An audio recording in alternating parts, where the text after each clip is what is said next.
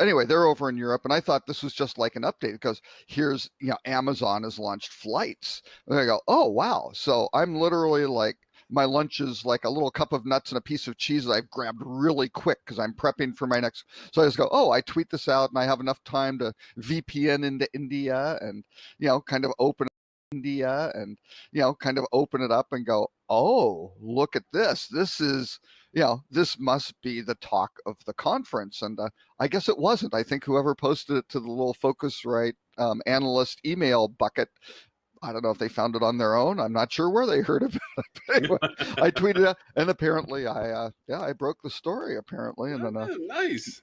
yeah, my friend Dennis Shaw from Skift, who I'd seen last week in Cancun because we were both speaking at a conference. He posted it, gave me full credit and everything, which didn't sit well with the Focusrite folks. So for people to understand, what are we really talking about here? What's happening that's making the wave? Well, Amazon. Have you heard of Amazon, Lauren? It's I don't know. I think they sell books or That's a something river like that in online. Egypt, isn't it? Or is that the Nile? The Nile. Yeah, Denial. yeah, yeah, exactly.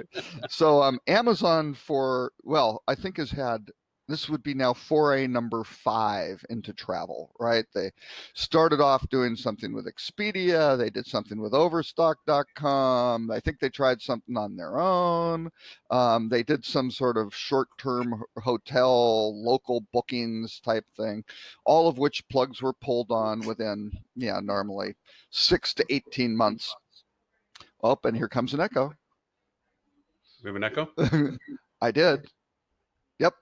So anyway, um, so what the interesting thing is, in India, they have something called Amazon Pay, which is, similar to Google Pay and Apple Pay, that sort of thing. You have your profile, you can buy things on Amazon, and it goes. And Amazon work, very similarly to the way it works over here. But in India, the big thing is, well, and in China, are these super apps, which are like WeChat, where you can do anything, right? You can pay for things, you can buy things, you can get food delivered, you can buy goods, whatever it may be, all happens on one screen in one app. So this was kind of Amazon's foray into that. And what do you know? ClearTrip, which is a Indian online travel agency, which is backed by Concur, predominantly. I don't know how much, what their share is of it, but SAP Concur has certainly invested in them in several rounds.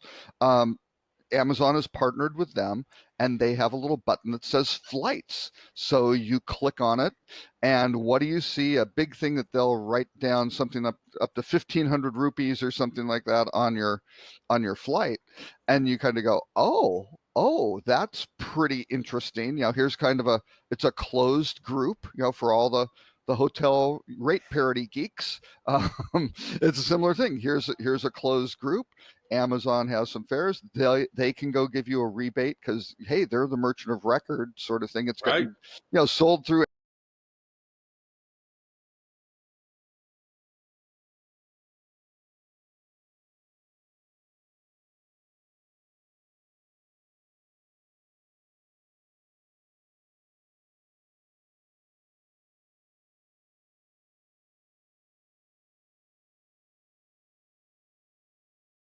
Amazon Pay, or at least there's probably a secondary transaction to the.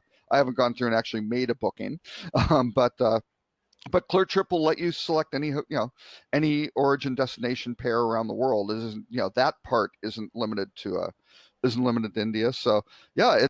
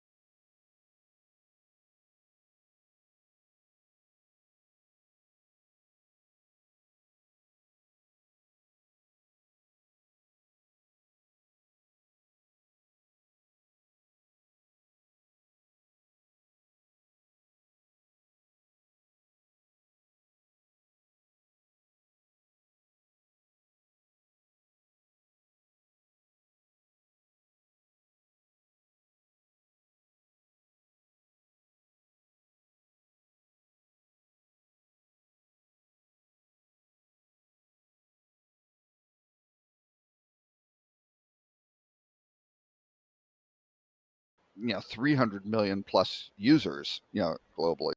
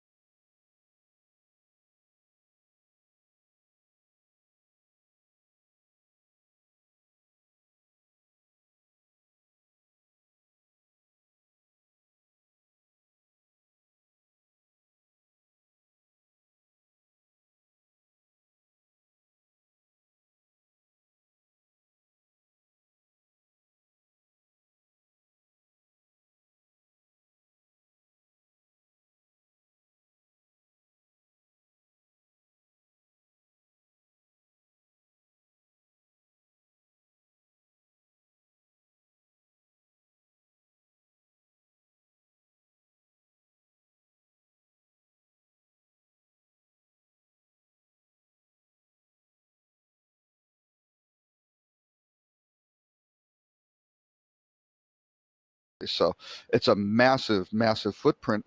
And those Prime members, that's the most powerful loyalty program subscription service on the planet.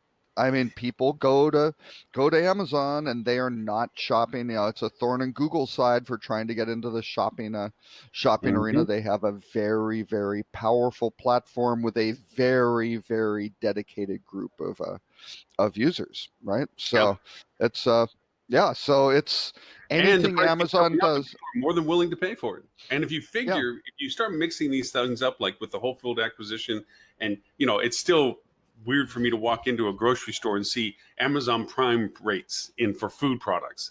Absolutely. It's just one of these things where it's like, yeah, that's right. And you begin to think like that there's a whole strata of people. This is a cultural connection to them. This is what they do. This is how they interact. Amazon Go stores there's more of them, and they're going to continue to grow out farther and farther. They're going to be in more and more markets. Amazon Go stores don't have cashiers, right? They use some very sophisticated, facial recognition, scanning technologies, things like that to figure out what you picked up and what you walked out of the store with.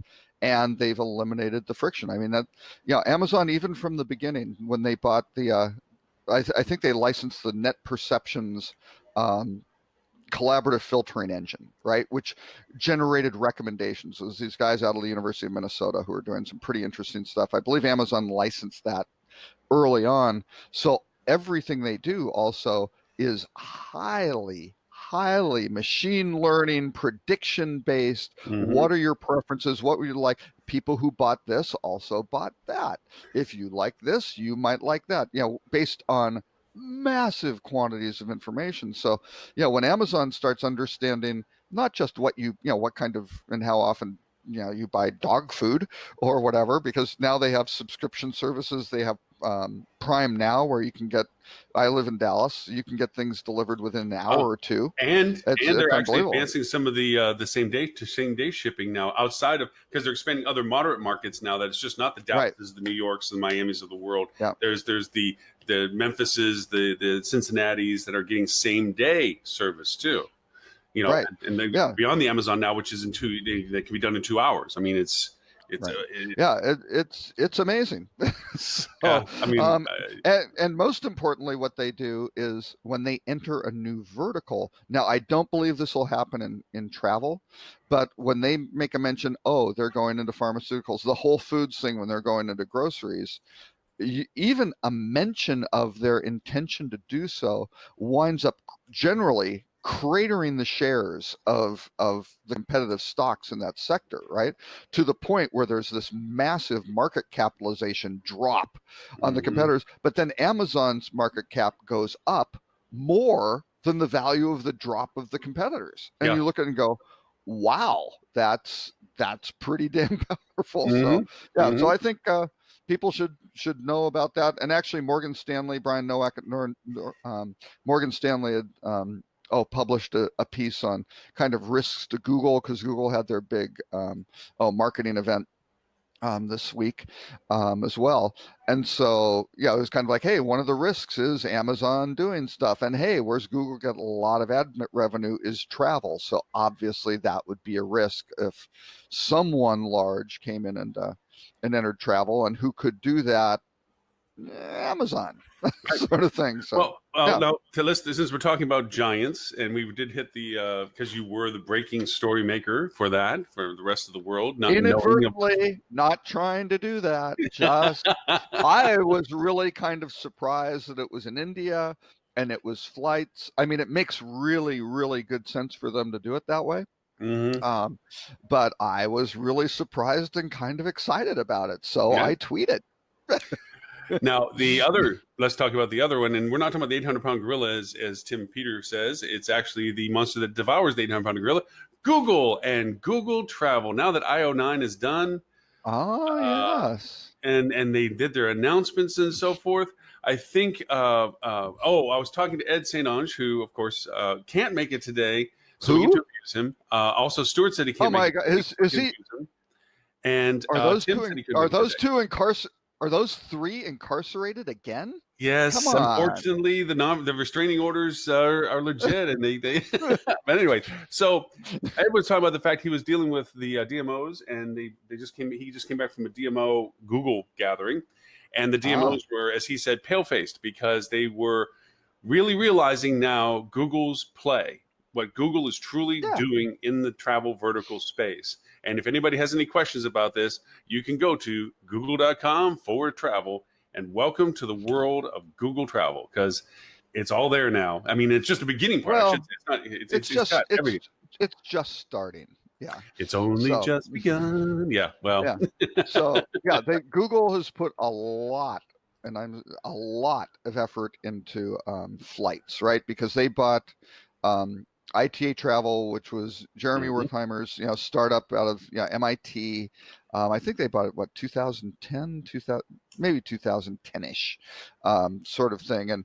But what ITA Travel was the backbone for Orbitz, right? That was kind of the big play, and for a lot of the airlines, it allowed it to really very much more efficiently price their flights, because before they had been kind of, think of it as like a file-based loading system, right? Where you'd say, oh, the flight's originating in Houston and it's flying to Newark or something like that. So Continental Airlines at the time could post those flights, and that's fine. However, there might be a flight that would go from Houston to maybe Raleigh, Durham, or something like that, and then from Raleigh, Durham, connecting into Newark, which might be less expensive, but when you connected those two segments. But Continental kind of structurally didn't know about that, because that's not how they filed their fares. Well, ITA broke up all the segments and could scramble them around and combine carriers and do all sorts of really interesting stuff. And then all of a sudden they went, oh, look at this. This is making us as airlines more efficient too, if we can wind up doing these things in terms of how we price this stuff. So anyway, they bought about $700 million, and they didn't have any hotel people involved and didn't really do hotels. They've done some things in hotels, but now the latest one, starting last year, is they moved the hotels, all the hotel price ads or whatever they called them over the years, they moved that onto the basic, core Google AdWords platform, or again, what their advertising platform, again, whatever they're calling it these days. They tend to change it every year or two.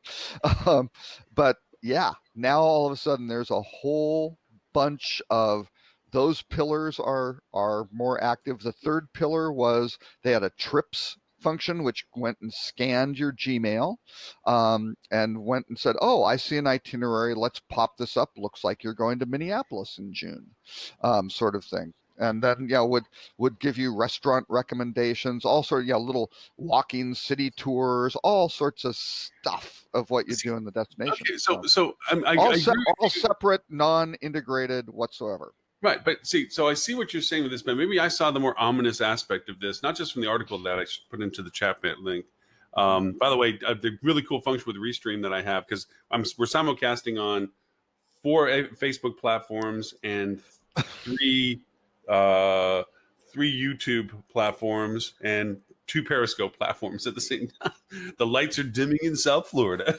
Anyway, so but there's a new function of Ustream. It allows Lauren, we need a 12-step program. Anybody watching who knows of a 12-step program for streaming technologies, please, but please have them reach out.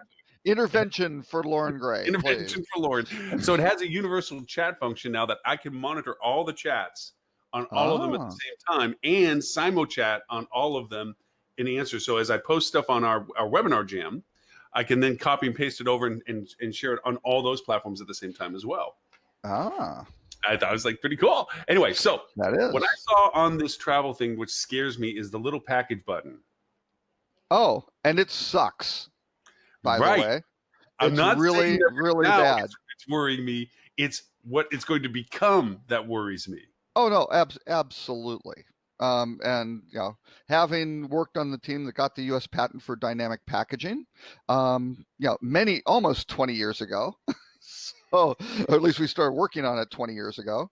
The packaging side is very, very potentially powerful. So what Google's done now, the big announcement, this week was that they've now put kind of I don't know, what would you put, a home page to travel? So they kind of have, you can go to it. If you go to your, if you search for hotels in New York or something like that, the page that you go to is the hotels page, right? Which was, which again was kind of resurrected. It used to exist years ago. It got sunset. It's now back. But on the left side, there's a little, there's a little column there that goes, flights and trips and some other, packages and other stuff. I think it's Explore and things like that. So all of a sudden you can start getting to other things. So the Explore button, because obviously with its connectivity to what I'm doing and how I'm doing it and all my Gmail stuff, which by the way, I don't know if people are aware of the fact, but Google 360, if you're in that space of data collection, that all of your cross device usages, because of your Google ID, that data is available for interpretation and filtering, which is scary because that is amazing. That turns into behavioral data, even from a marketer's point of view. That's like, oh my gosh, I can learn so much just from engagements and stuff. But anyways, it's advanced signals, right? Well, if I go to again, Google and their typical kind of kludgy, I don't know if this is a top priority for Google, because they do have Richard Holden, who's a very, very strong product lead, who's been with Google since, probably 2000, very, very early, right? His email is just kind of his first name at Google, right? So anyway, they have that, but it's google.com/travel, but it's called Trips, right? So there's still kind of some kludgy type things to it. But when you go to that page, I look at potential trips. Well, what do I see? Park City. Yeah, I'm going to Park City in August for a HTNG meeting. Minneapolis. Yeah, I'm going there in June for for another thing. Now there's Thackerville, which I have absolutely no idea why it's on there. But then they've got Salt Lake City. Well, that's near Park City. Cancun. I was there last week. Nuevo Vallarta. No idea, but maybe Google is looking at that again, saying, "Oh, well." If you're looking at Cancun, a lot of people look at Cancun. Also look at Vallarta as well. Right. They've got Austin. I was there over the weekend. Vienna, not sure why it's there, but I was in northern Italy a couple, like last month. Paris, and then some others. San Francisco, Hollywood, Florida. I actually did a search for something or other. New York. And then they give me popular destinations. So those are all ones. And when you look at it, it says potential trips, travel suggestions based on your recent activity. And the little information button says, where do these trips come from? Potential trip recommendations are based on your recent searches, saves, and other activity. Learn more. And they give you something to go modify your settings. So if you want to go dig through that, you can say, don't share this. So they are now and they have past trips, right? They have my trip to Florence, Italy, or trips to Italy, what's going to happen is trips to Milwaukee, things like that. Of the world, their model has an end of the road line to it, because in this past trips and so forth, and Google's ability to keep track and so forth, and its ability, and this has been a long-standing ability for you to incorporate check-ins via Gmail. Like, do you want to check into your hotel now? You know, you can, you as a hotel owner can actually do that. You can build that so that your hotel can function like that. And membership and connectivity to memberships and so forth, your flights, check into your flight. So all of that functionality is there, and it's the predetermination as to what you're doing, and it's post-determination of what you're interested in. The worlds of TripIt are numbered, because that functionality will be less than what you're actually getting for free engaged with your normal platform of Gmail. Right. Well, except though for TripIt, who owns TripIt? Oh, it's Concur, right? Yeah. So, and SAP, who's now working not directly, but kind of with Amazon. So who knows, right? Who knows how all this stuff winds up? They might have to take a left turn versus a right turn and join forces with one point while they're working against another. And yes, it is true. I mean, I use TripIt incessantly. I mean, that's my de facto point of truth when it comes to my travel plans. So do I. TripIt has saved my ass so many times, right? And I've used it actually. Oddly, I've used it for my daughter too, because I'll throw in some of her things into it and say, "Hey, your flight's canceled. Here's an alternate flight you can look at." Right? And she's like, "What?" And it's like, "No, march over to wherever and ask them if you can get on such and such flight." Now before the horde runs over that way, because you know, nowadays people do use the airline apps, and the airline apps tend to be latent when it comes to TripIt's been pretty good about being ahead of it. Which is really funny. I was at O'Hare. This was several years ago. I was at O'Hare, evening flight, a flight that's often scrubbed by United from Chicago to Milwaukee, short flight, right? If they don't have a load coming back in the morning, I'm not saying that they scrubbed it because they wanted to save the crew time and the fuel and all that, but kind of maybe looked like So maybe not causation, but high correlation. but anyway. So I go up, I get a little TripIt notification, and there's the gate agent, and there's the crew standing like, it's a regional jet, so it's, a couple pilots and flight attendants. And I go, "Hey, so what's the deal with this not going to Milwaukee? Because the plane's there." Right. And the pilots go, "Oh, no, we're going to Milwaukee because it's, one of the pilots' birthdays, and we've got steaks waiting for us at, whatever steakhouse, and we're ready to roll." I go, "I don't think so." and they're like, "Well, that's wrong." And it's like, well, how can TripIt be wrong? I mean, they got the message from someplace, and if it was scrambled, you mean the scrambled transmission for a different flight happened to come up with your flight number and got sent? I don't think so. Well, I mean, I was even sitting in an airport where the gate information, the boards were wrong, and they stayed wrong for a long time, where the gates had changed. But that's also, well, when the gates change, that's just ineptitude on the part of the airline, right? There's something wrong, or there's something wrong with the airport getting that communication out. Right. Who knows how it's structured. I mean, in some cases, on TripIt a lot more because of that. But but airlines will now not post changes. They will string along delays. If there are nonstop flights going on competitive airlines, with seats available, the last thing they want to do is say, "Oh, we've got a 90-minute delay." People go, "Hey, I want the United flight instead of Delta or whatever." And all of a sudden they lose all that revenue, and those tickets, wind up going over.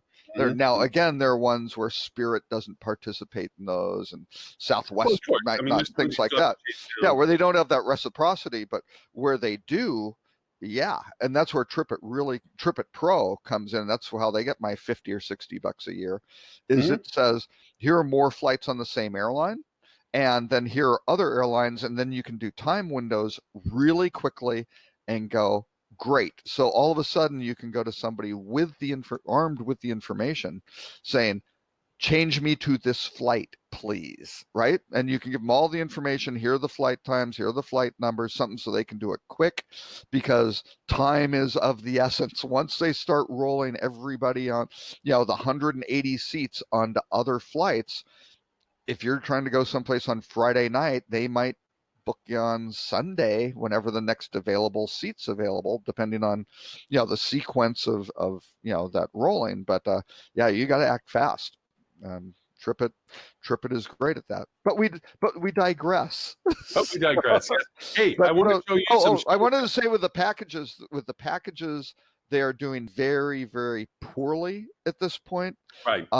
And I've said this many times, there are 5 types of packaging, and this will happen at some point, but the industry is horrible at it. Number 1 is like your typical, that includes a free continental breakfast, right? It's the supplier providing value adds on their own product. It's free rounds of golf and carts and things like that. Well, the current user interfaces, even on just buying a hotel, if you're looking at a resort, you go, oh wow, that's $300, $300 a night instead of $200. But then you can, if you don't realize, that includes, golf and cart rental, that might be an incredible deal, right? That could just be amazing, but you can't really tell. So that's number 1 is the value add. Number 2 is what all the groups like Expedia and everybody does.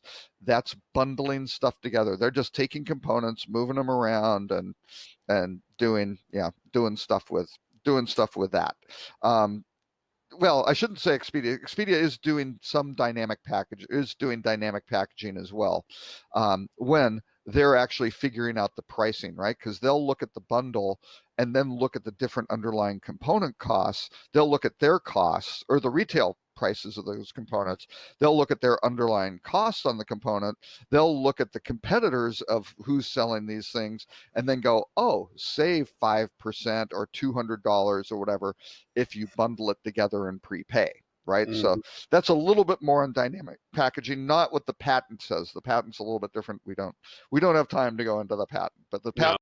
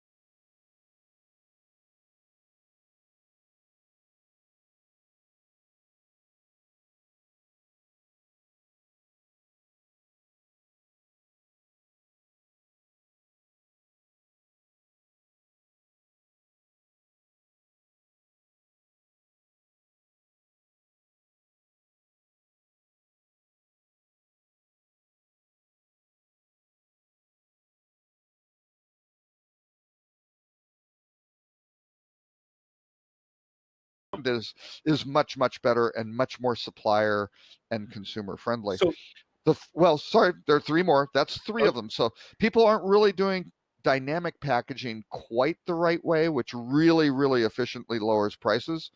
But then the 4th one is kind of sequential packaging, right? It's do you want fries with that? You bought an airline ticket. You haven't, bought air, which Concur is trying to do very effectively. If you may have noticed in TripIt, you load a hotel thing and it goes, hey, you don't have any air. Here's some flights, and they also own, whatchamacallit? I forgot the name of it. Hipmunk, right? So they say, hey, do you need a flight on Hipmunk? Which is great, except Hipmunk doesn't support Delta, right? Delta doesn't play with Hipmunk, which is kind of a bad thing. So anyway, they do some things like that. Would you like fries with that? And then the 5th one is distributed packaging, which please contact rockcheetah.com for consulting advice on that truly innovative and earth-shaking method of packaging, which will eventually rule the industry. But Anyway, but anyway, on this, right now, Google is doing, I'll use a technical term, shitty job of packaging. It's really pretty disgraceful. So, yes. Anyway, no, by far, it's not right now where it's going to be by any stretch. The scary part, as I said before, was the fact that it's there. It's predominantly there, and it's going to be a growing functionality of engagement, because as you do the explorations versus discoveries versus the intent versus the decision process, it's prevalently there as an option of any of those stages. And it's going to have more and more value as it gets more and more included into the process. So, so you probably got the same email I did from Stuart as to what he thought was, he wanted to solicit everybody as to what he thought would be innovations that would be unsettling to our industry. Okay. I did. And I did have a chance to chat. Can I throw in one last closing thought on Google and the hotel stuff though?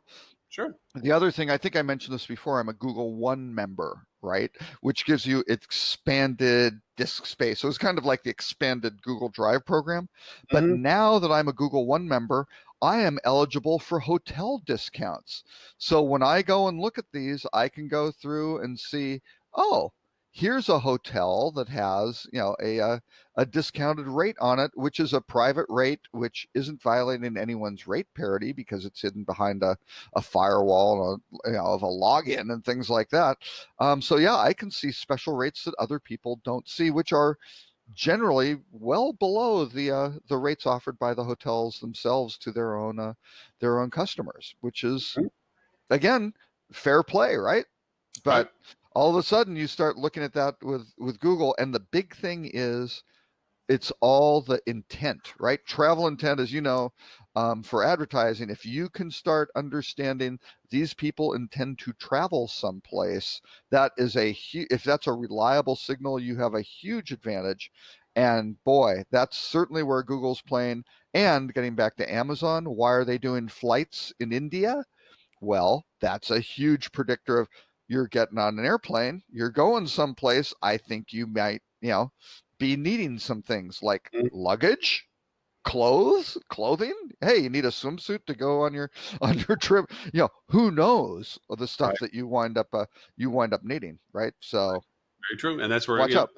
Anyway, but on to Stuart's innovation things. Yeah. Yes. So for people to know, at High Tech this year in June, Fuel Travel has got a booth.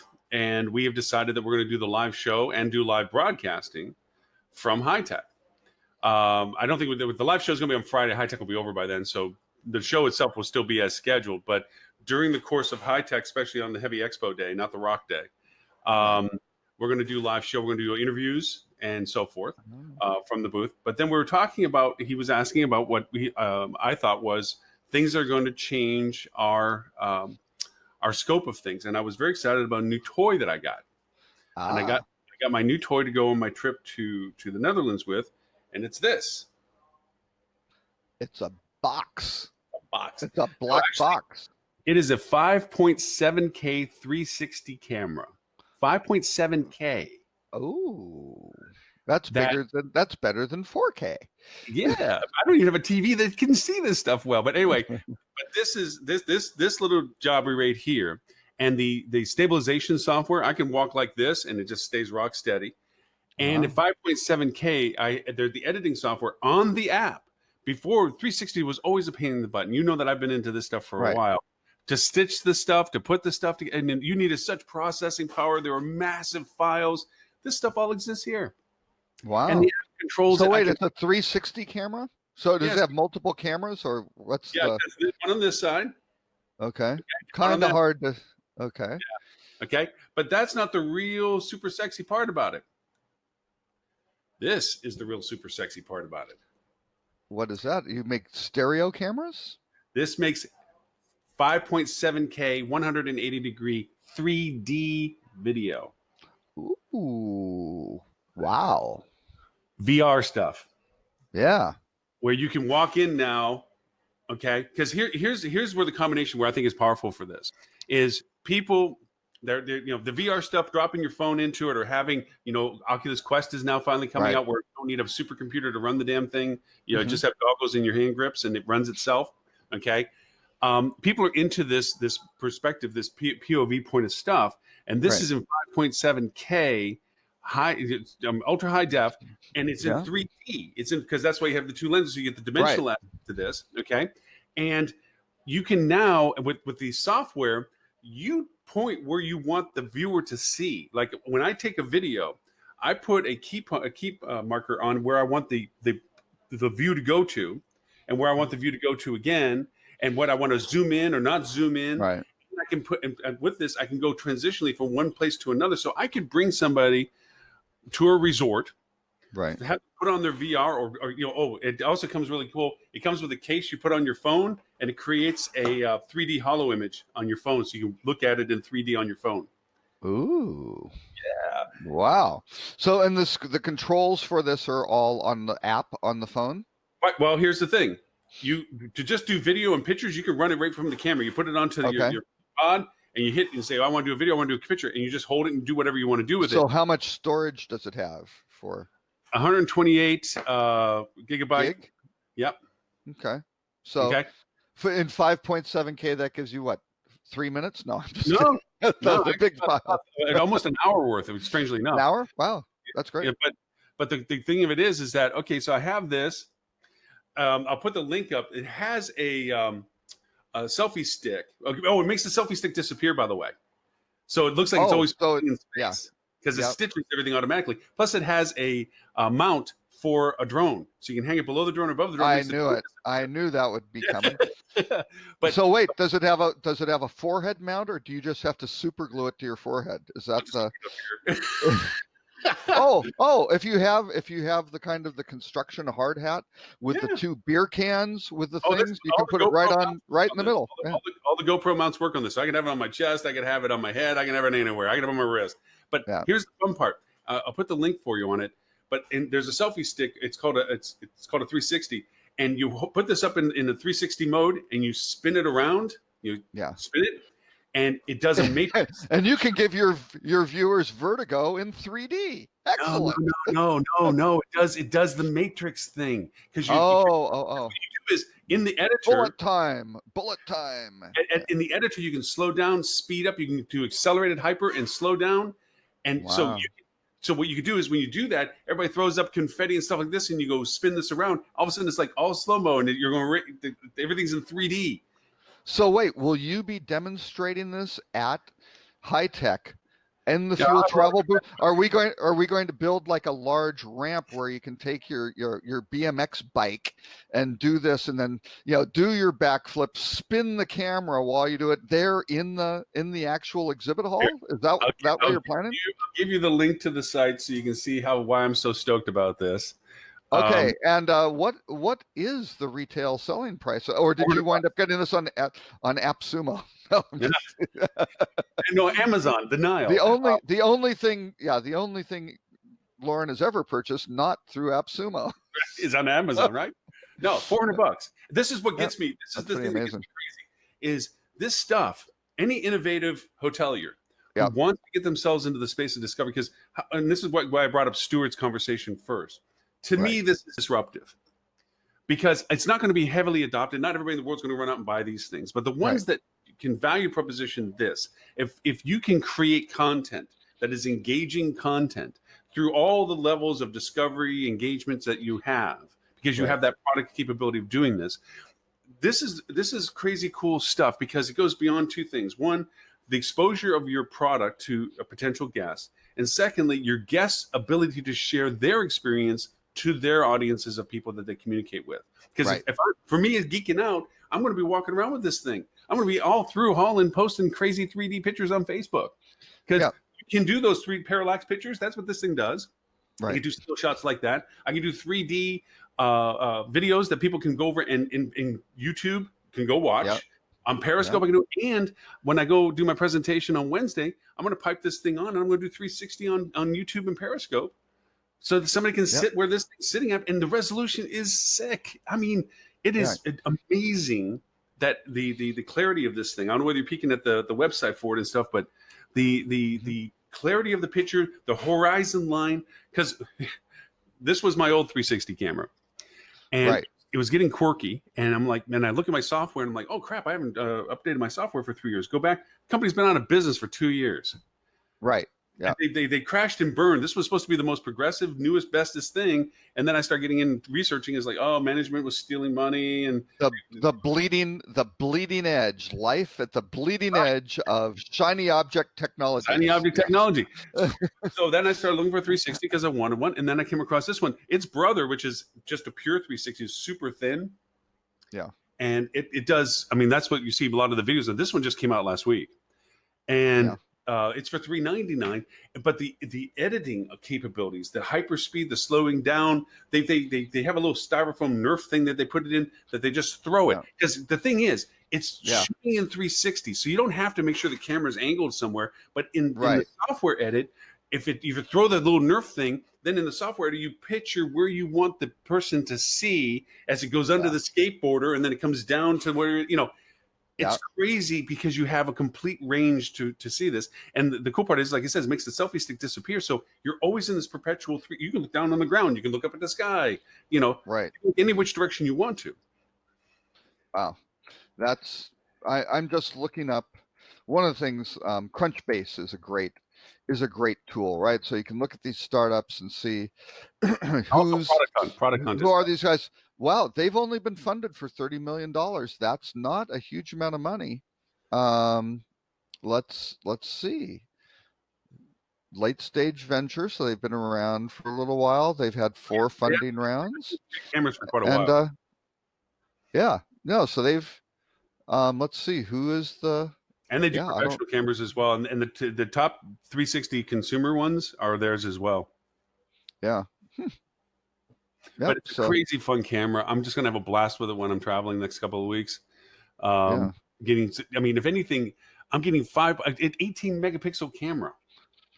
Yeah, it's the size of this.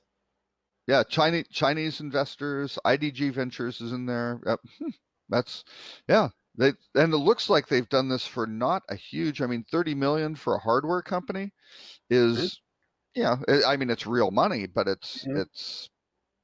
For something like this, that's pretty interesting. So and then you can just look on your phone whenever you're ready to in 360. You know, give you a little thingy for that, and just I'm stoked with the idea of it because with me and the cameras, I mean that's my broadcast camera that we do on the go, and then we have the the 360 one, and then I have the one we do for the live show and stuff. So it's like the technology is there, the innovation is there. It's the usability that people have to interpret to, and being able to do now your own incredible quality content. And this doesn't take a rocket scientist to walk around. You put it on your selfie stick, you walk into your lobby talking, or you audio over it, and the app runs it. It's not like I need a super magnificent computer that has a heavy graphics card and tons of storage. It handles all of it. Yeah. Yep. So that's my new toy. Wow. Yeah. I put the link up there for those on the show to watch.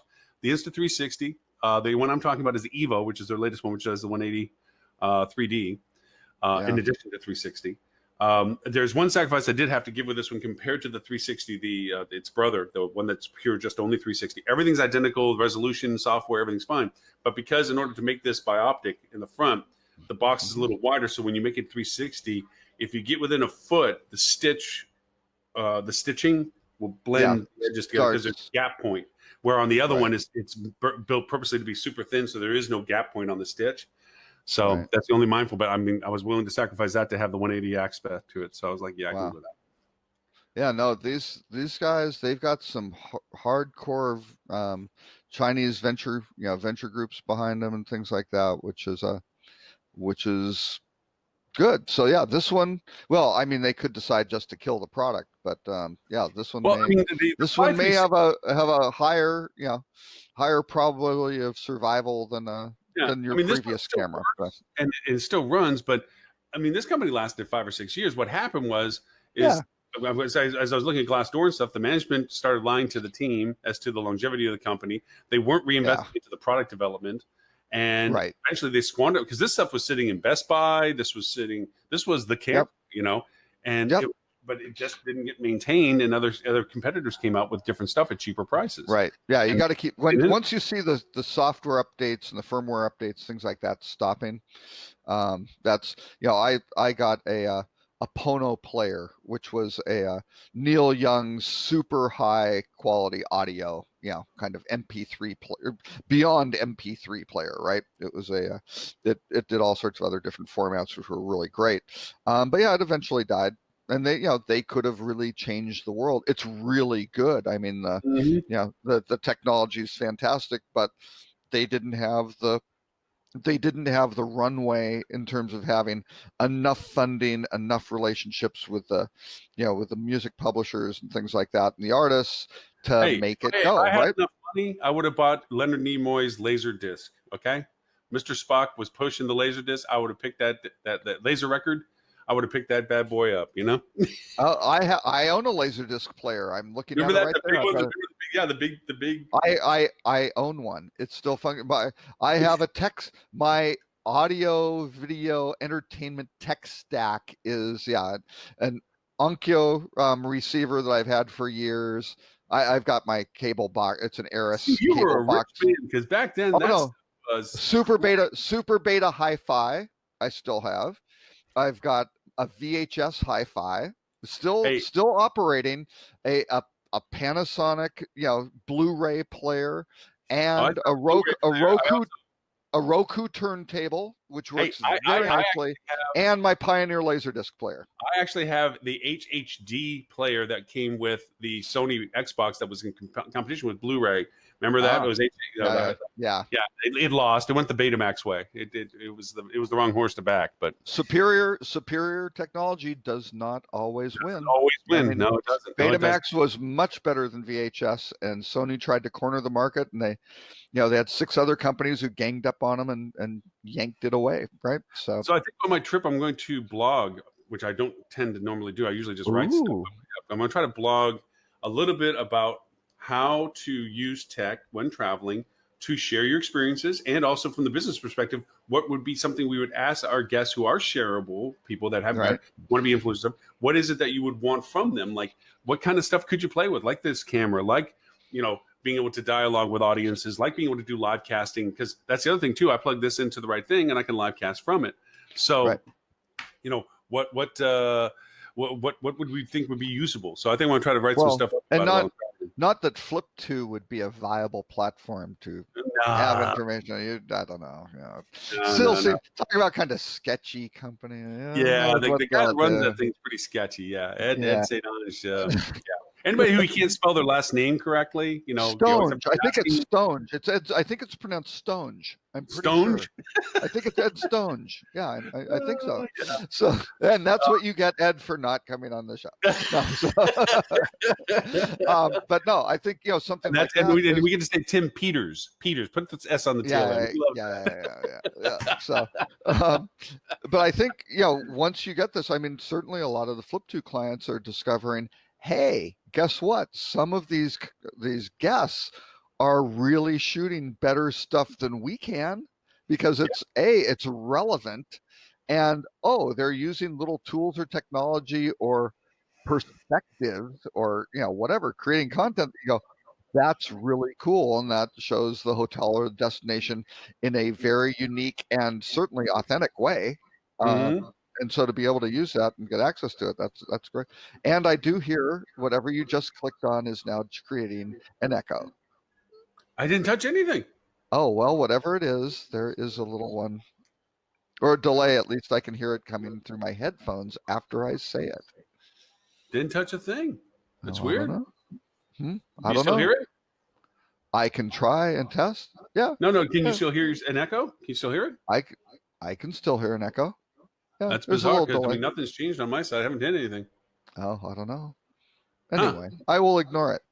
I'm going to turn the volume down real low, just to make sure I'm not kicking some feedback to it or anything. But move this away. I can try this, and that still hear it a little bit. Yeah. Looks like it sounds kind of ambient.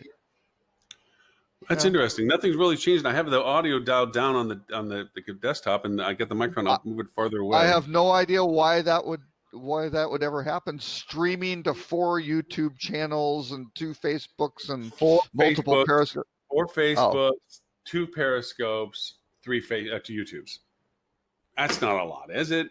Don't understand how an Echo could pop up in that environment. Jeez, hey, one thing I have noticed has gotten better. I was having problems with the Restream doing the infinity screen. After a while, it would reboot itself and create a screen within a screen and keep going, and it was kept causing that problem. It seems to have gotten itself fixed, which is cool because, like I said, I mean, I can chat on all of the channels at the same time, monitor the chat on all the channels at the same time, and simulcast. I mean, this is crazy. Well, and cool actually, there is one thing here. I'm trying to figure out how to share your stream. It says, Lauren Gray is live now under Hospitality Thought Leaders, right? Where I think you're now publishing these. Oh, well, our group is not going to be shareable. Oh, that's right. So one of the links I couldn't. So yeah, on the page you can. On the page you can share the link. And then my personal one, you can share the link, but on the group one, it's only within the group members itself, which, by the way, I brought up the conversation last week and we didn't have it as a topic this week.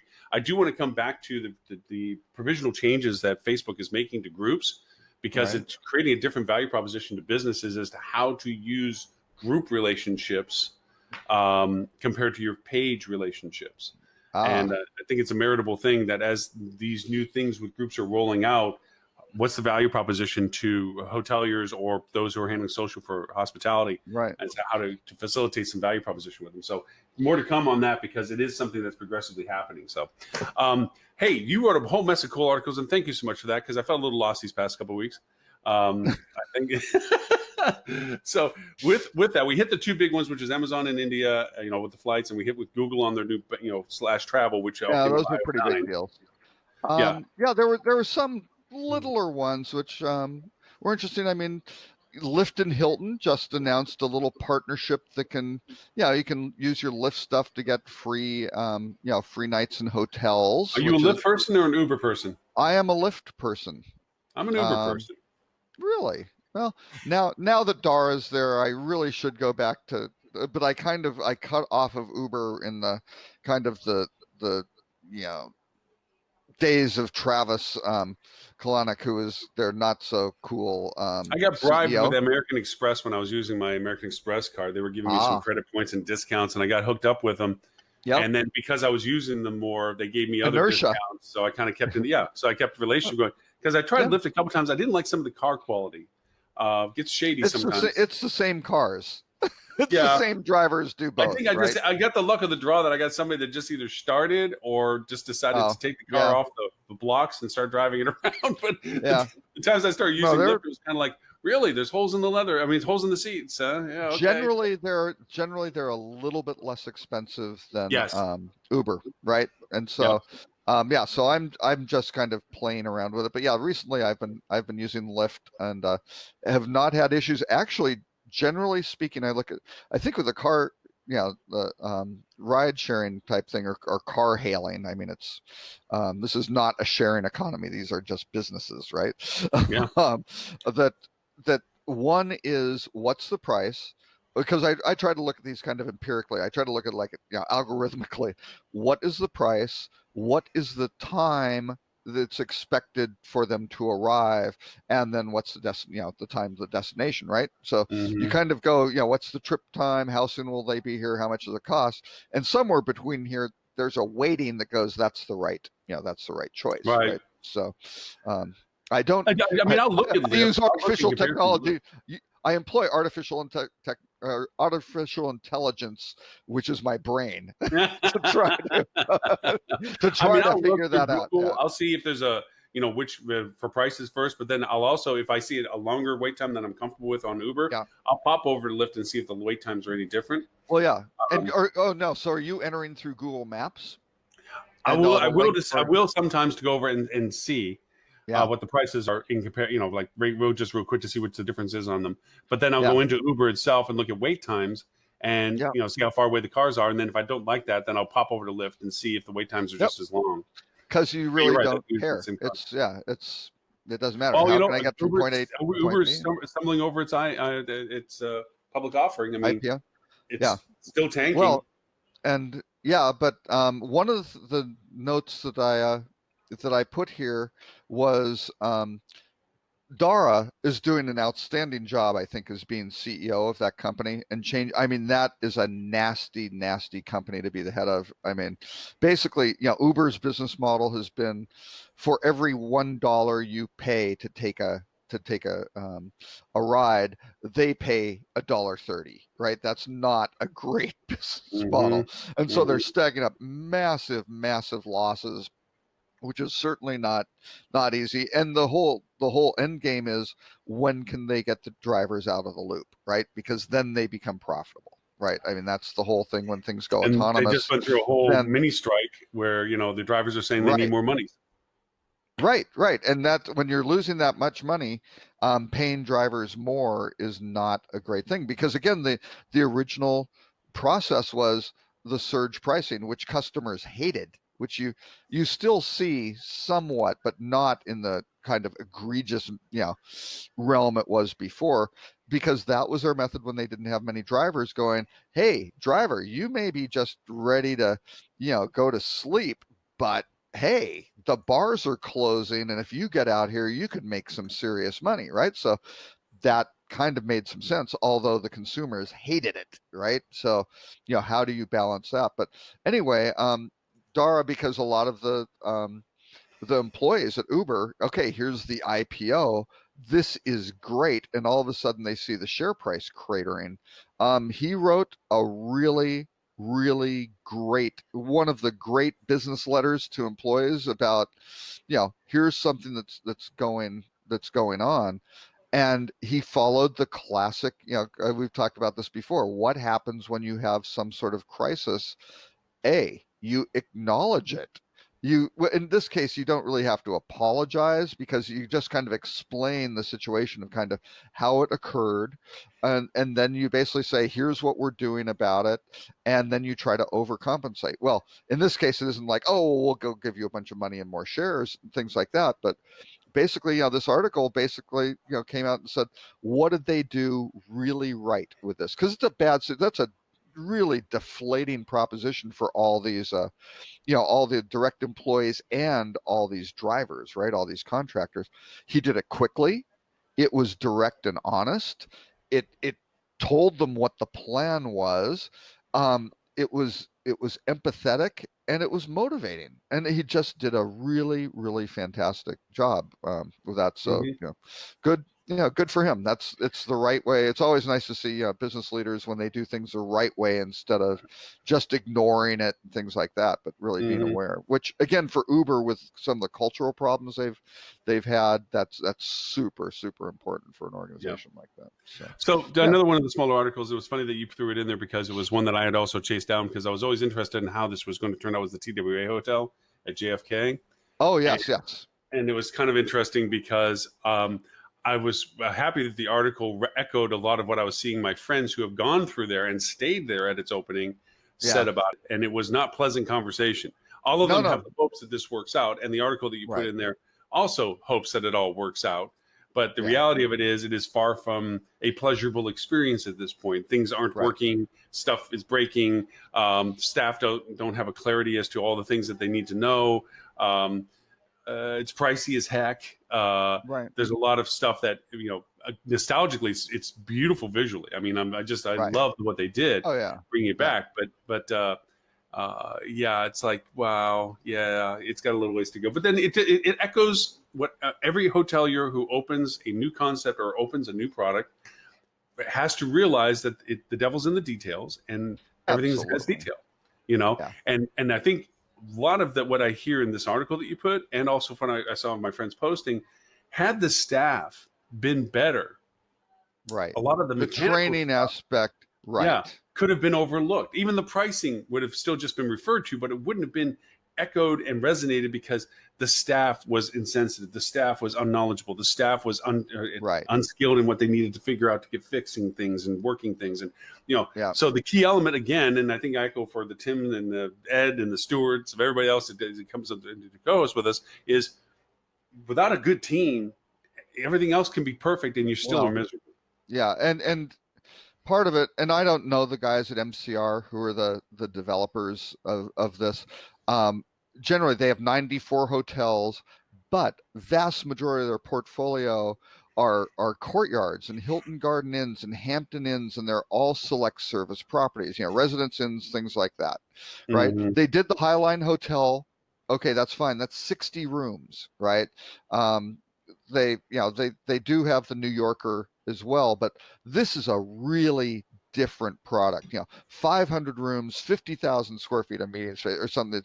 This is a big project. And you had the attention of one of the world's biggest cities staring at it for years while you were doing absolutely. And thank God they didn't tear it down and things like that. I mean, because that was certainly something that was going to happen. They preserved it. It's an iconic building, which is just spectacular. Mm-hmm. And hearkening back to the heyday of flying in the 60s and things like that.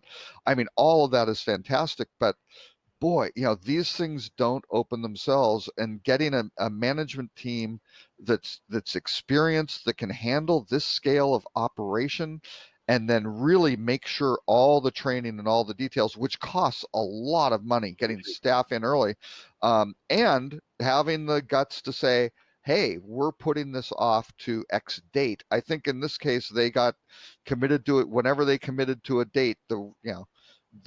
The gears started rolling, and it was like, yep, come hell or high water, here we go. And that's not the way to do it. I mean, you want people for this kind of hotel to have their socks blown off and go, wow, everything was fantastic. What a facility. The service was exceptional. And they had things like the point of sale system going down at 4 in the afternoon, elevators stopping, things like not working, and the staff not knowing how to do anything. Right. And so that all just screams they were not ready.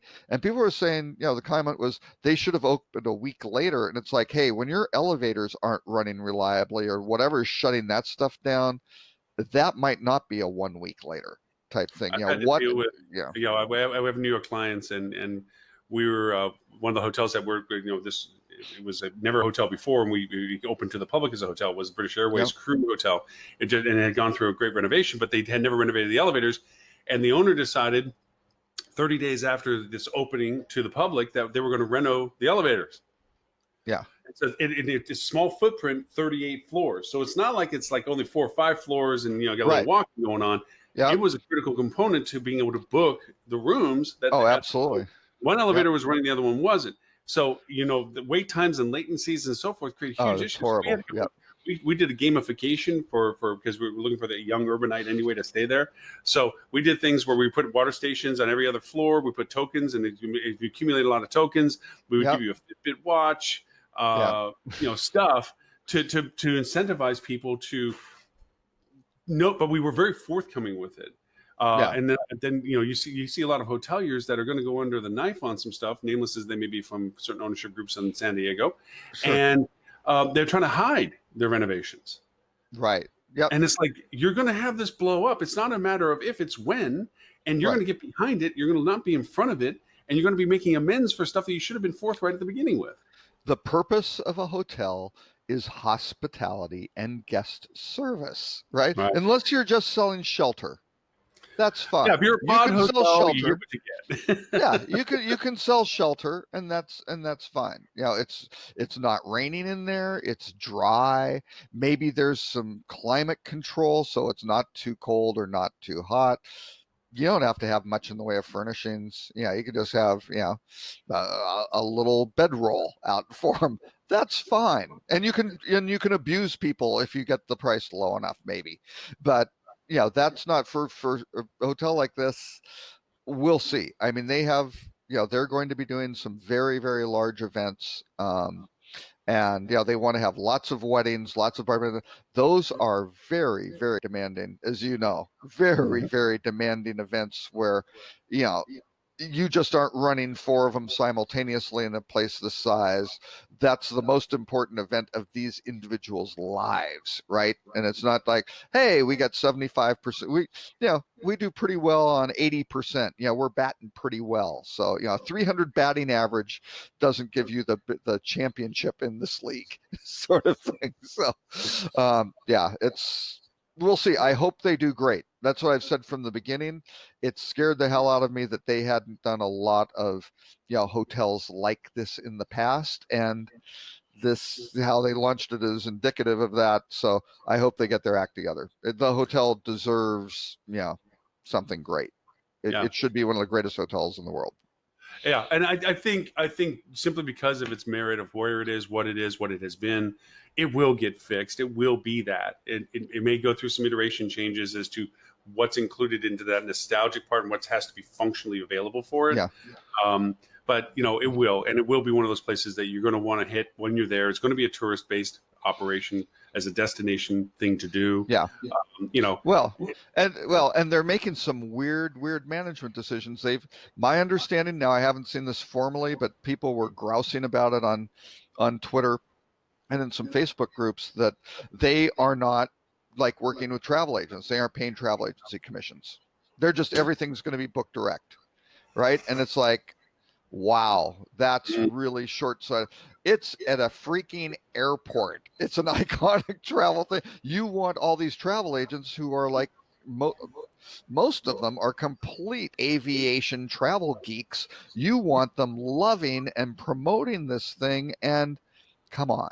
Really? To save that, adjust your pricing structure. Make sure if people are out there, talking it up, as opposed to, no, we aren't going to work with you guys, which that does not seem like and again, maybe they're much smarter than me and they're brilliant and they're going to eliminate all those commissions and they're going to book everything directly. But boy, I've never seen a hotel that has had such extreme demand, and especially with 500 rooms at an airport, sort of thing, how they're going to really, and if everybody's gone in and optimize all this.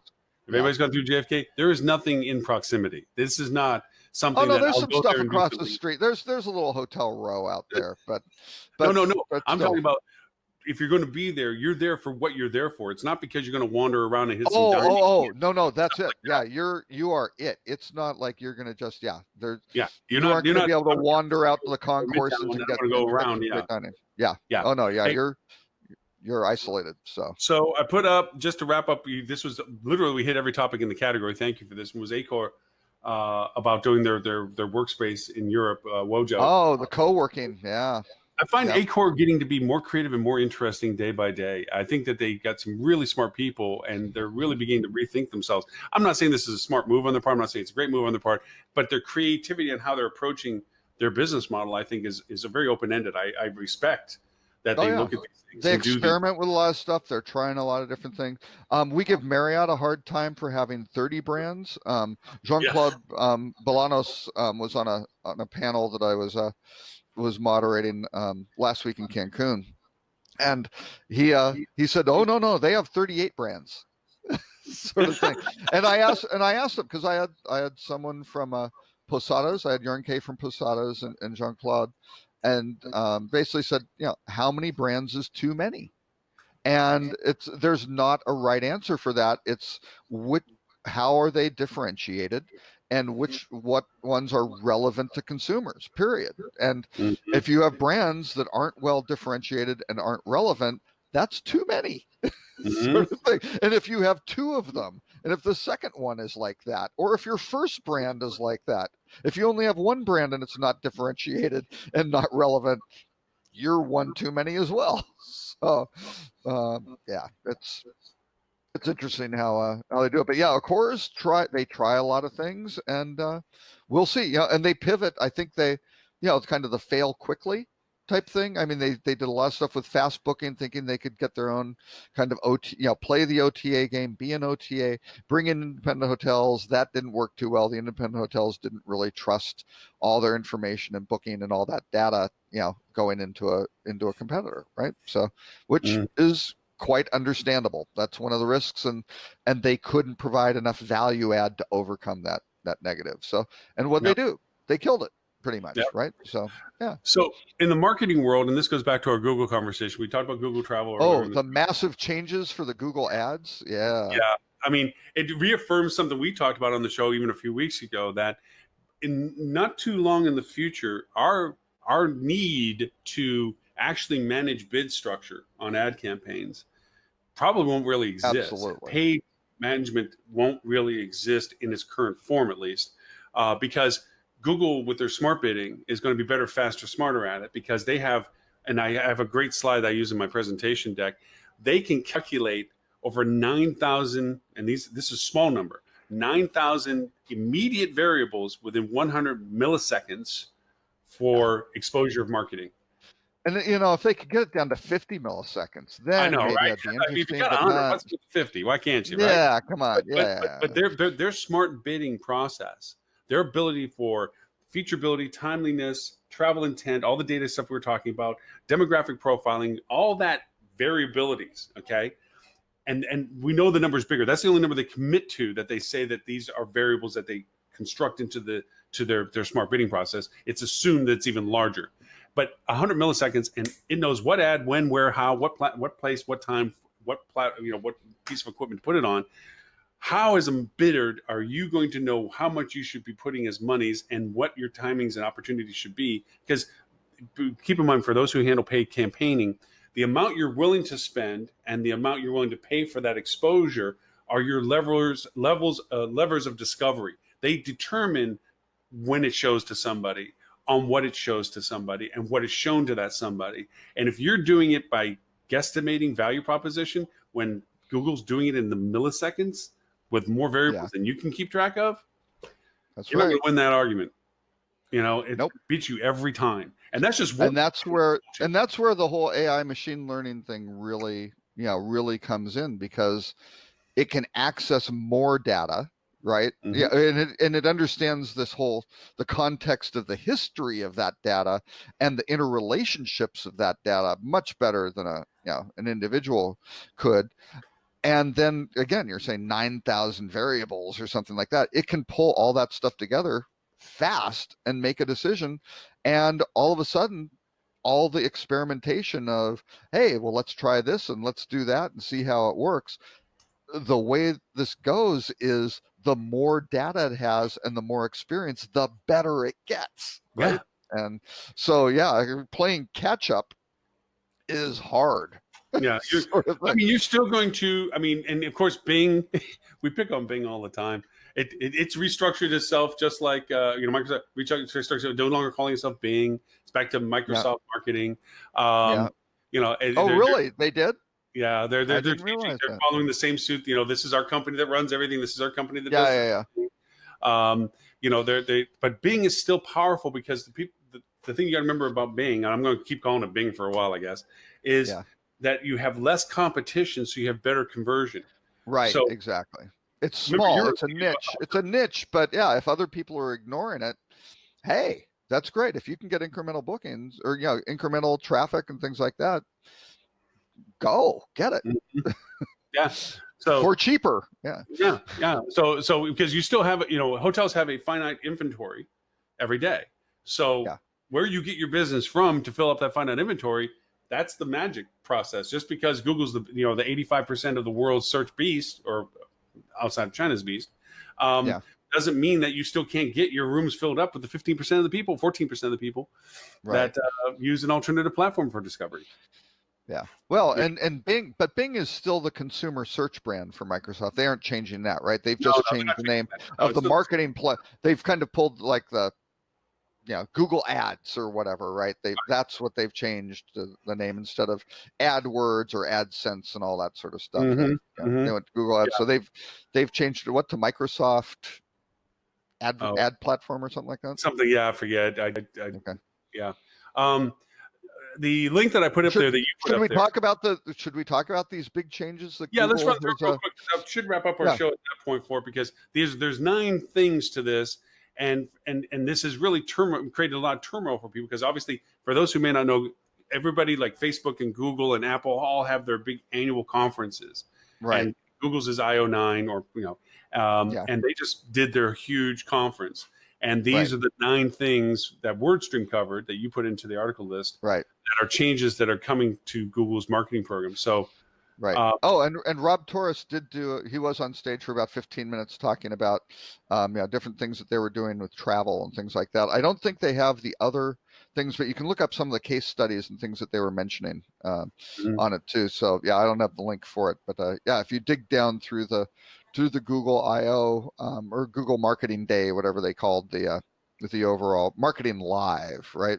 Mm-hmm. Marketing Live 2019. If you look at that, you can go find Rob Torres's presentation, and then they have some links to some of the case studies and things like that he was covering off with Airbnb and Hertz and some other folks. So the first one on this was feed-based advertising gets a facelift with Discovery ads. People may not know about this. Google Discover came out about last September. Now they're saying that there's a swipeable image carousel that you can do as Discovery ads in this engagement. Which is, as we talked about with toys and gadgets, the ability to diversify the content. Because again, it goes back to anybody that's done this stuff. The variations of your messaging is some of the hardest thing to come up with. The creative, the content, the accuracy of the content you're coming up with, that it's just not BS statements, but it has all interlinked keyword value propositions, content value propositions, guest value propositions. That's a hard stretch. I mean, that's where you spend monies for content developers and creative artists. And normally your cost goes up with it, but the point that they highlighted was a subscription fashion retailer, right? Yeah, where you subscribe. Yeah, it's one of these like Birchbox type thing where you get stuff sent to you. But they had this group, Textile, experienced 25% lower costs per lead using Discovery ads compared to other channels. And so if you're a subscription service and you can reduce your cost per lead by 25%, probably something you should pay attention to, right? That is a massive savings for those folks, because but anyway, then they had their gallery ads.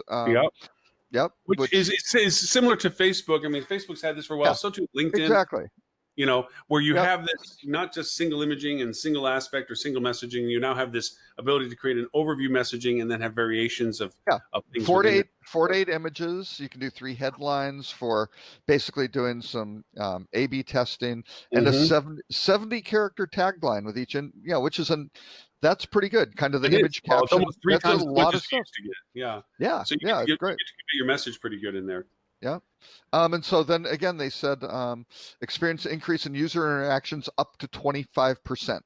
So that's again, if you can improve the efficiency or, by 25%, that's maybe something you should consider.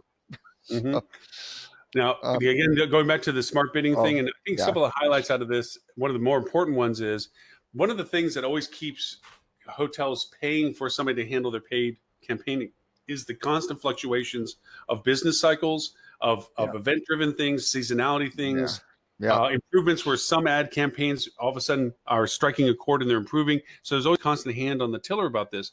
Well, smart bidding handles all that, including seasonality adjustments, where if you're pushing something based on a seasonal conversion opportunity, it actually knows that and will optimize your exposure and your bidding accordingly.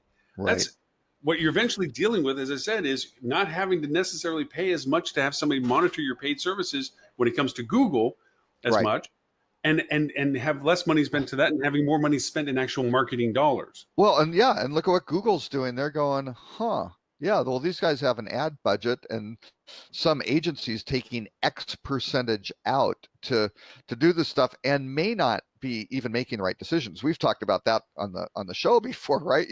They're in there doing God knows what that they think might be a right thing, but who knows if they have the right data. And now Google can kind of go, well, we got data and we can do this stuff. And again, campaign level conversion goals is pretty interesting. If you have a single conversion goal, all of a sudden you can now optimize all these bids to address that particular goal. Or, you can now have these, what do they call them? Conversion action sets, where you can optimize these bids across campaigns, or, as you said, seasonality adjustments, things like that. Hugely important. I mean, that's where the online travel agencies are killing the hoteliers, right? Because they've got great data, and they've figured out the snowstorm has hit Boston, and based on their historic performance, the all-inclusive family resorts, you've got to do these things 2 days after it, or on the Friday night or whatever, things pick up. And you should increase your, go all in on those bids, because that's when people are really converting. And oh no, but not for the adults only all inclusives. That's going to be Sunday morning or something like that. Mm-hmm. They're experimenting, and do they totally understand it? Does it work perfectly? No, but they're experimenting with it, seeing what works, get more efficient, and all of a sudden they have more efficient ad spend. They've got higher conversion rates. That's what it's all about, right? And like I said, we do a lot of data correlation. The weather example is a perfect one where, as always with everything, especially in the Florida market, you come into November already having your campaigns built and content and creative already done. It's already in the breach, because as soon as that cold weather snap up north hits and stays, boom, that's when you start talking about warm and sunny. These are simple examples of it, but there's so many more nuances. I told you about us connecting to APIs for flight and correlating flight demands and inventory according to your hotel demands, and all event-driven things and seasonality improvements. There's data out there. Google's telling you that they're going to handle that when it comes to your bid structure. One less thing for you to do in relationship to them, and one thing they do more for you. So it's powerful for that. But does it also, are you selling your soul to the devil? You are. You flat out are. You are in their sandbox. It is no different than being Facebook sandbox or LinkedIn sandbox. It doesn't take away from the fact direct guest engagement, guest communication from you is still the most important asset that you can develop for yourself. Yeah. But like you said, with travel agents and OTAs and so forth, it's folks you don't know, who've never heard of you. You can try doing it all your own. Just don't expect to be optimized where everything fills because if everything does fill every night and it's just your thing, either you're grossly underpriced. I mean, I don't think you're necessarily optimized. Maybe you are. Maybe you've completely figured it out, so every single night is perfectly optimized and you fill perfectly. But something's a little interesting there where everybody knows about you. I don't know. It's the Kardashians hotel or something like that. Mm-hmm. I don't know. Maybe there's some sort of thing that you can go, Kanye performs in the lounge every night. I'm not sure. Right. Yeah. But maybe it's possible to do it, but not for most mere mortals. But one I did not like, YouTube bumper ads for everyone. I know from a marketing perspective, this is really amazing, but from a consumer of advertising perspective, it's like, I know. No. But you know what? But it drives people to do exactly what Google wants them to, which is pay for the premium and you get less of this stuff. That's right. And that's the tax of being able to avoid advertising. What we're talking about with this thing today. You say, video ads are great. And I have this conversation with clients all the time. I'm like, great. We really love to get you into the YouTube space because it's a really great converting in place. You have a beautiful product. We want to get people to see this stuff. Yeah. They don't have they have no content. Right. And then they always see it as, I got to hire this super expensive photographer to come in and do all these things with models and everything else. I'm like, you can go that route. And we're not saying you shouldn't have quality product, but a lot of times consumer content or just generating your own content is more than sufficient for doing things like this. Yeah, and they have this bumper machine now. So any video shorter than 90 seconds, you can turn into a bumper ad. But for please don't. Videos. Yep. Yeah. Yep. Yeah. And you can. They've been productive for us on some things. We try not to overexploit it, but it's great stuff. Yeah. Marketing point of view. Yeah. Now, this one is a scary one because this puts Google in contention with Facebook, and Facebook has a limitation of exposure that Google doesn't have when it comes to ad space. And this is they're blending their custom affinity and custom intent into custom audiences.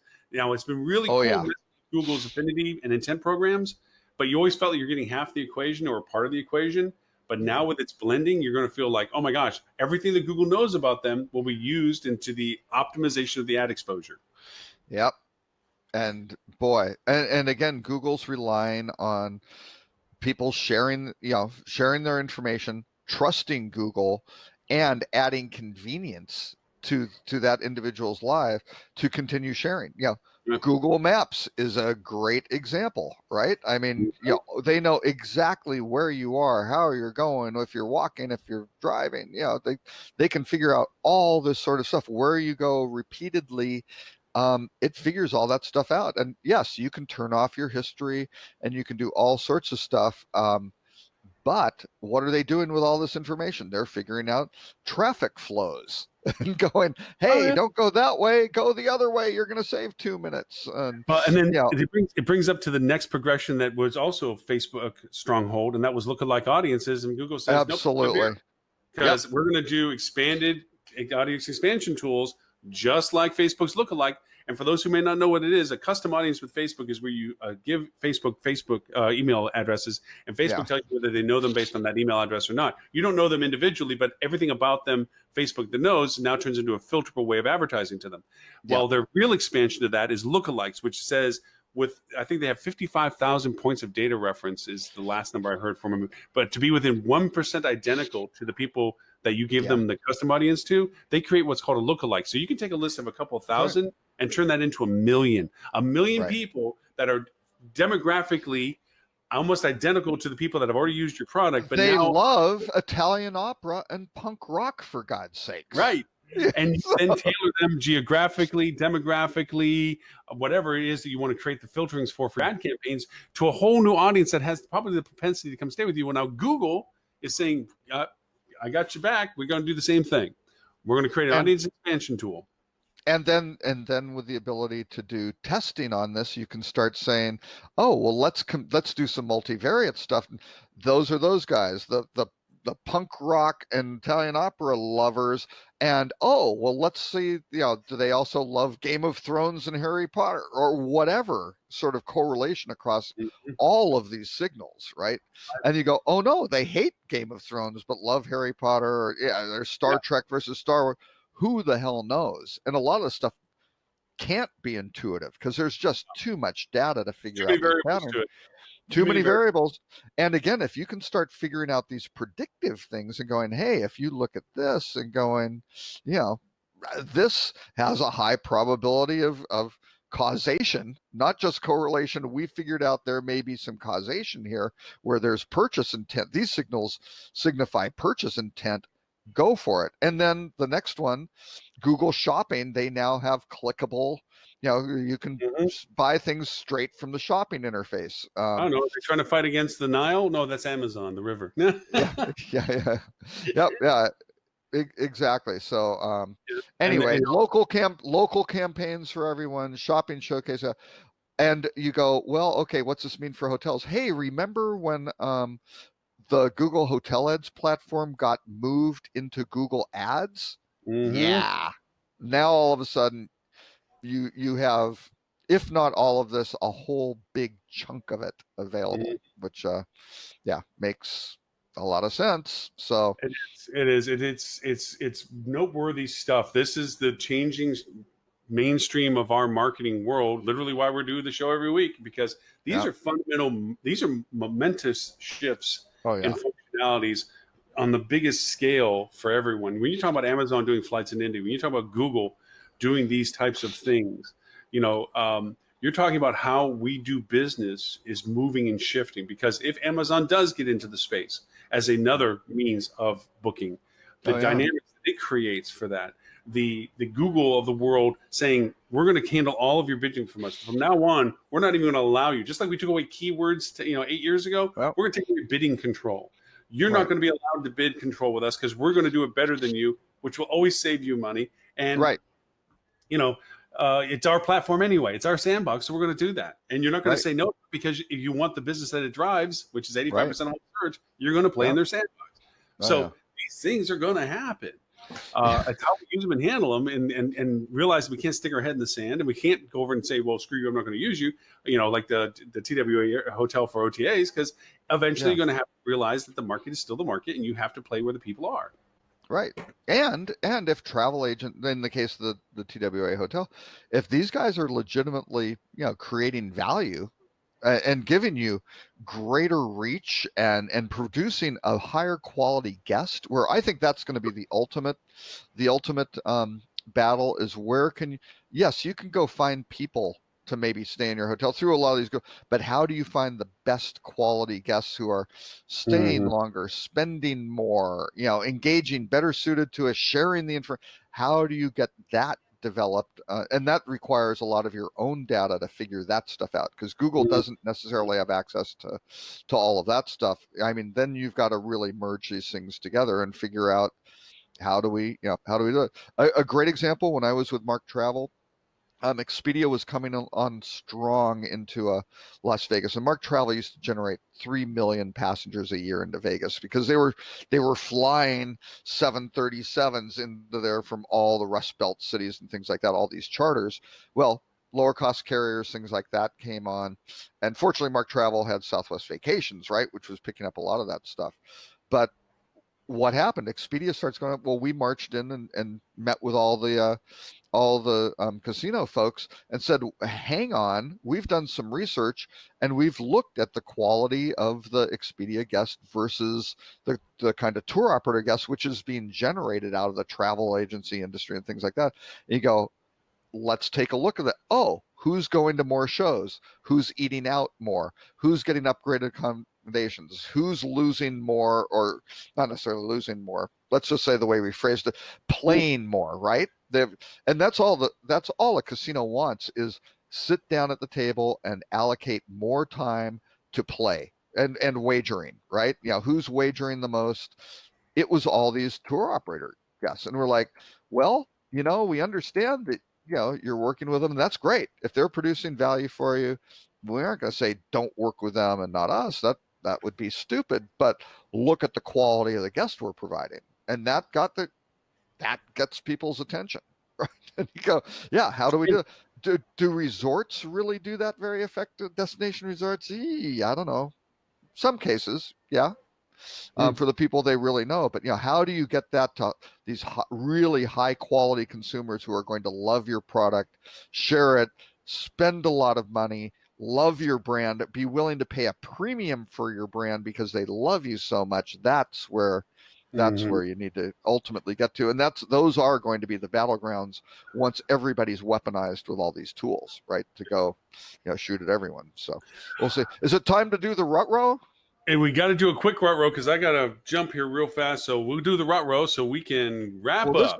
This is an important rut row. I mean, this is in not a negative sense, but by God, Taco Bell is opening a Taco Bell themed hotel in Palm Springs this summer, right? Which is not necessarily peak season in Palm Springs. No, it's about 120 degrees season in August, right? Now, what I don't know about this, I was really tempted to reach out to Taco Bell to find out more. It's for a limited time, right? So it's like, wait a second. So what facility are they using for this hotel? It's got to be closed to. It's got to be some sort of seasonal resort where it's like Dallas, closed for the Arts District over there on the other side of the river. There's the buildings that they rotate out the restaurants in there. They're temporary restaurants. Right. They rotate out of it. Yep. Maybe Palm Springs is trying to do something like that, and Taco Bell's going to take advantage of it. I know that their slogan, you know, "Run for the Border," isn't their slogan anymore. Right.